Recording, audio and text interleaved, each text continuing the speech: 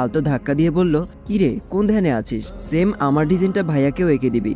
নিরুপায় হয়ে মনে মনে আইরিনের গোষ্ঠী উদ্ধার করতে করতে এক হাতে আবরারের হাতটা ধরে অন্য হাতে মেহেদি আঁকা শুরু করলো ফারহা। আঁকার সময় আইরিন তাদের দিকে এক দৃষ্টিতে তাকিয়ে থেকে বলে, খুব মানাবে দুজনকে। ফারহা মাথা তুলে আইরিনের দিকে চোখ বড় বড় করে তাকায়। মানিজ্জত যেইটুকু আছে ওটাও খাবে নাকি এই মেয়ে? ফারহার এমন লুক দেখে আইরিন হেসে বলল, আরে আমি তো ভাইয়া আর আমার দুজনের মেহেদির ডিজাইনের কথা বলছি। খুব মানাবে ভাইয়ার আর আমার মেহেদির ডিজাইনটা। ফারহা নিজের বোকামিতে একটু লজ্জা পেলেও তা প্রকাশ করলো না, চুপচাপ বলল, ও ফারহার ভাই ফারদিন। ফারহা আর সে একসাথেই এসেছিল। ফারদিনকে সন্ধ্যা থেকে দেখা গেলেও এখন রাতে হলুদ লাগানোর মুহূর্তে কোথাও নেই সে। ফারহা এদিক সেদিক খুঁজে ফারদিনকে না পেয়ে ফোন দিল।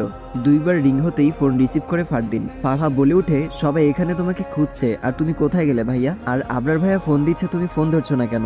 ওপাশ থেকে শান্ত গলায় উত্তর এলো, ভালো লাগছে না রে ফারুক, তাই বাসায় চলে এসেছি। মানে কি তুমি বাড়ি চলে গেলে? হ্যাঁ ভালো লাগছে না, তাই কাউকে বলে আসারও ধৈর্য পাইনি। তোরা এনজয় কর, আমার ভালো লাগছে না, ঘুমাবো বাই। ফারদিনের কথার আগামাথা কিছুই বুঝলো না ফারহা। ফোন রেখে আইরিনের কাছে এসে দেখে সবাই আইরিনকে হলুদ লাগাচ্ছে। ফারহা গিয়ে লাগাতেই আইরিনও তাকে লাগিয়ে দিল। ফারহা একটু অবাক হয়ে বলল, আমাকে লাগাচ্ছিস কেন? পাশ থেকে সাথী বলল, হলুদ লাগিয়ে দিলে তাড়াতাড়ি বিয়ে হয়। আইরিন তো আবরার স্যারকেও হলুদ লাগিয়ে দিয়েছে। ফারহা একটু অবাক হয়ে বলে, এসব কি আইরিন?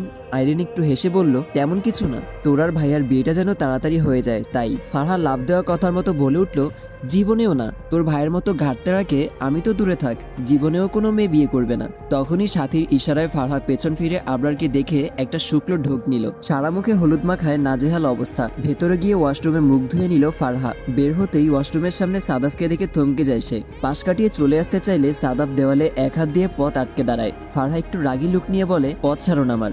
সাদাফ বলল, হ্যাঁ ছাড়বো, ধরে রাখতে আসিনি, অনেকদিন পর দেখেছি তোমায়, কেমন আছো? ফারহার অস্বস্তি লাগছে খুব, বিরক্তি নিয়ে বলল, হ্যাঁ ভালো, পথ ছাড়ুন আমার। সাদাফ আরো ভালো করে আটকিয়ে বলল, সেদিন কিভাবে পারলে 2 বছরের সম্পর্ক শেষ করে দিতে? রাগে ফারহার শরীর কাঁপছে, তবুও নিজেকে শান্ত করার চেষ্টা করে বলল, আমি চাইনি, আপনিই বাধ্য করেছেন আমায়। সাদাফ বলল, এই তোমার ভালোবাসা? ফারহা বলল, আপনার ভালোবাসাও কতটা শুদ্ধ ছিল তা তো তখনই প্রমাণ করে দিয়েছেন, আর এই বিষয়ে আমি কোনো কথা বলতে ইচ্ছুক নই।